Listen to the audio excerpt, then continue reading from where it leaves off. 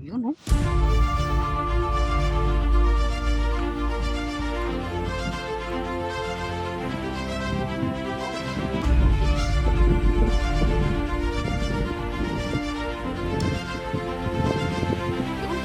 Napakaganda ng tingnan. At iba-iba na talaga mga kaotis dito.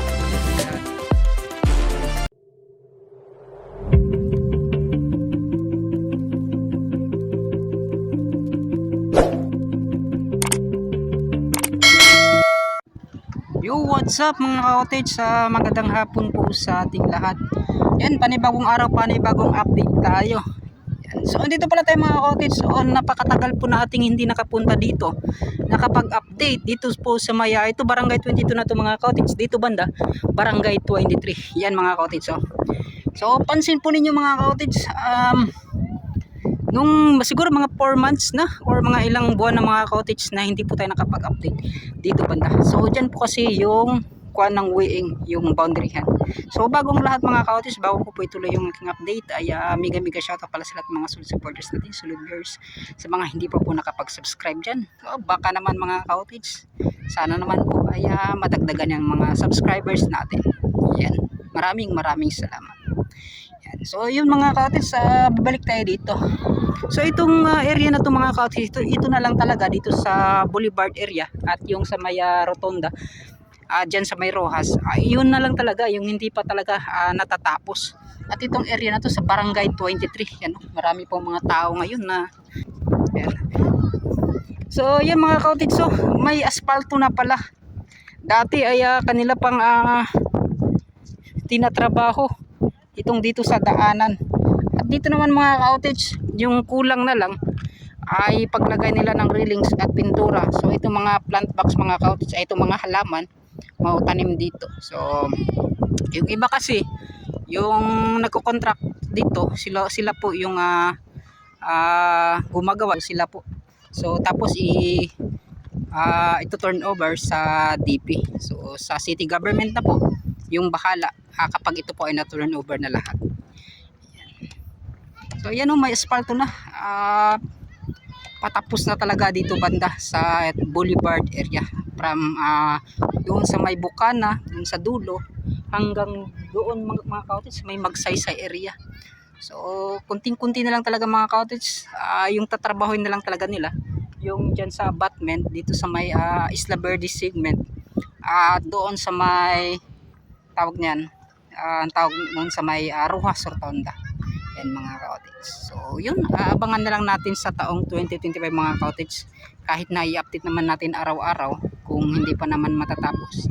Yan. So basta abangan na lang natin mga cottage itong pagdudugtong din ng Bukana segment at dyan sa may Times Bichikulan, yung gagawing Davao River Bridge. So yun, ito po yung mga nakita nating pagbabago ngayon. Yan. So may mga mangilan-ngilan na mga tao dito.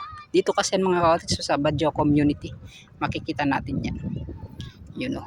So pupunta tayo dun sa unahan. Let's go. So yun mga cottage. So dito banda ngayon po ay talagang may asfalto na lahat mga cottage. Yung dati pa dito na tinatrabaho, ngayon po ay tapos na po na nilang natrabaho. Yan oh. Yung pagpadar nila. Yan mga cottage. So kitang-kita na po ninyo yung kanilang nagawa, yung kanilang natapos mga cottage. Yan. So yan po yung padero na dati yung huling tinabaho nila dito sa may Boulevard.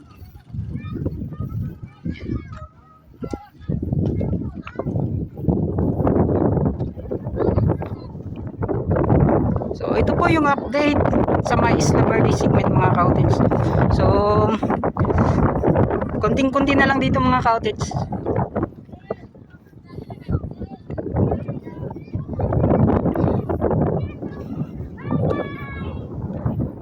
Yan oh. Kahit gaano ka kan mga cottage ito yung mga isang tanong talaga mga cottage. Kahit paano po paglagay mo, kung yan oh, iaangat din ng tao mga cottage yan. Inayos na po yan ng mabuti. pag may ganun mga cottage.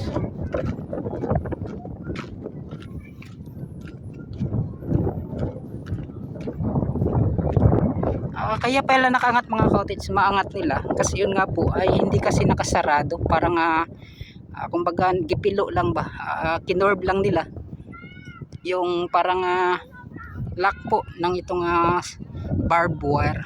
Yan mga cottage. So pwede po maganon ng taong mga cottage. Siguro kung na-weldingan yan mga cottage, yan dyan banda. Yan. So hindi po yung basta-basta mga cottage maiangat. So yun, update lang po mga cottage. Dito banda sa may Isla Verde segment, sa may mini forest, tapos dyan banda sa unahan is dyan na po yung tinatawag nilang Isla Verde. Ngunit yung sakop nito mga cottage, yung dalawang area na yan, yung mini forest at Isla Verde, ay sakop po yan ng barangay 23. So yan po yung mga nalalaman ko mga cottage. Isla Verde and mini forest.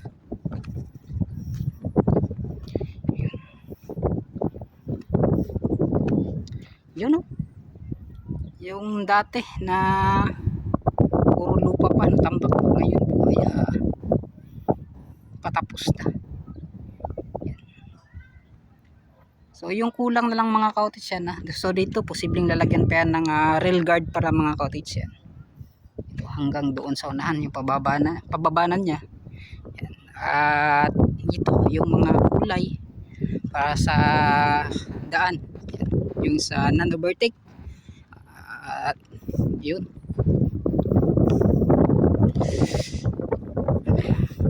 so matagal din tayong hindi nakapag-update dito.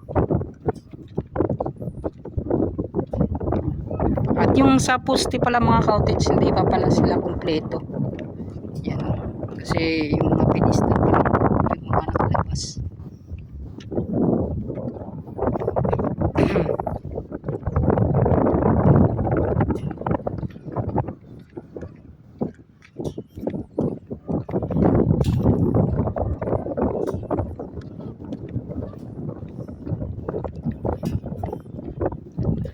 So yun so sa tingin ko bagong-bago pa lang to, nasa mga week pa siguro yung ganitong itsura po ng yan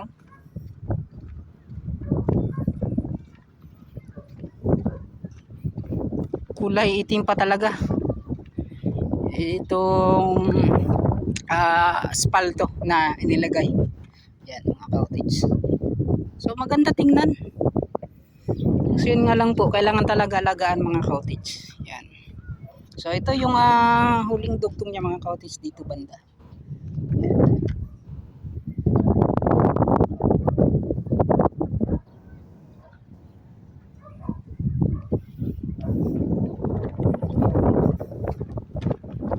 So ngayon lang pala tayo nakapag-update muli mga cottage kasi 2 araw na malakas po yung ulan.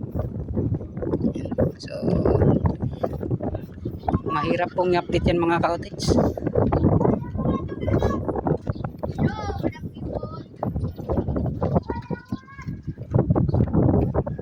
Yan sana hindi po tayo abutan ng ulan at pupunta pa tayo doon sa may Leon Garcia ngayong araw. Malakas po yung hangin. So sabi po ng Pag-asa mga cottage, itong panahon ngayon ay baka po abot pa ng February 15 or 5 itong ganitong klima na palagi pong pag-ulan. So sa lahat po ay lagi po kayong mag-ingat mga cottage, lalong lalo dyan sa mga prone areas sa Davao de Oro, sa Agusan, dyan sa may Mawab yan, sa parte na yan. So lagi po kayong mag-ingat mga cottage. At kung may magsabi man na evacuate na, evacuate kaagad, wala nang pero pa. Kasi nga po ay buhay po natin yung mga nakasalalay. So lagi po kayong mag-ingat sa mga rescuer dyan, lagi pong mag-ingat yan. So yan, at God bless. So ito mga cottage, na-update na natin. Doon lang talaga yung itong paggawa nila ng pader at dito sa daanan. Kung tiningnan lang natin doon banda kung ano po yung mga nagbago. So yun, nakita natin. At yun. So pupunta na tayo mga cottage. So titingnan natin dyan banda sa may ang tawag dyan, sa may bridge, sa may tulay. Tingnan natin kung ano po yung meron. Baka nilagyan na po nila ng kulay na ganito. Yan, sa daanan. So samahan nyo ako, let's go. So yo, what's up mga ka-outage ha. So may nakita akong mga pagbabago mga ka-outage.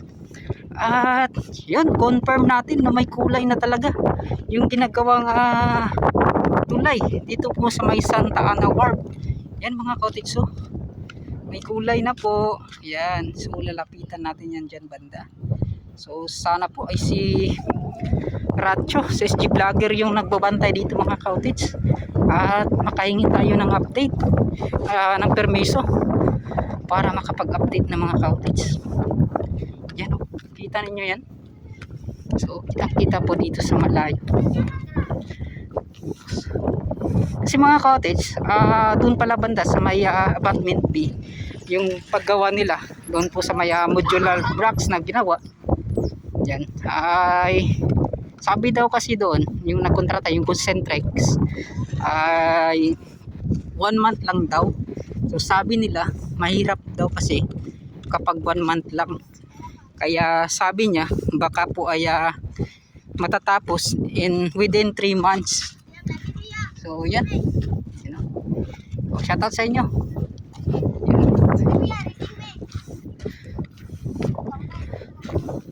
Yung mga cottage at ito na nga oh.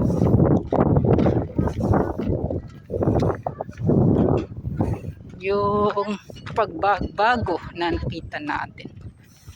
Yan. Yun. Si Ratcho.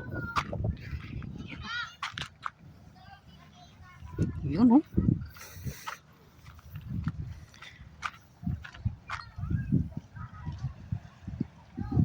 Wow, mga cottage.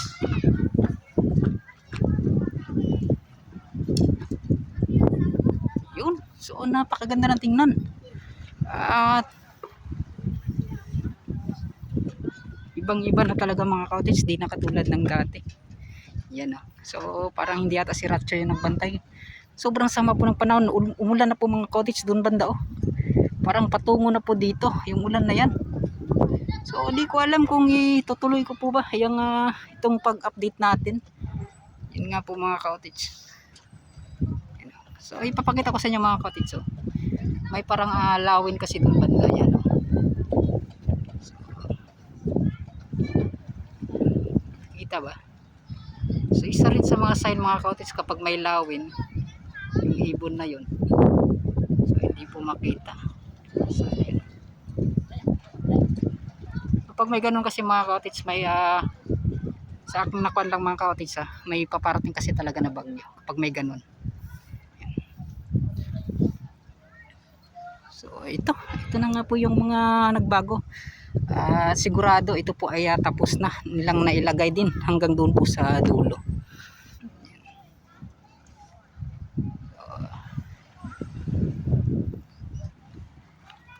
Yan.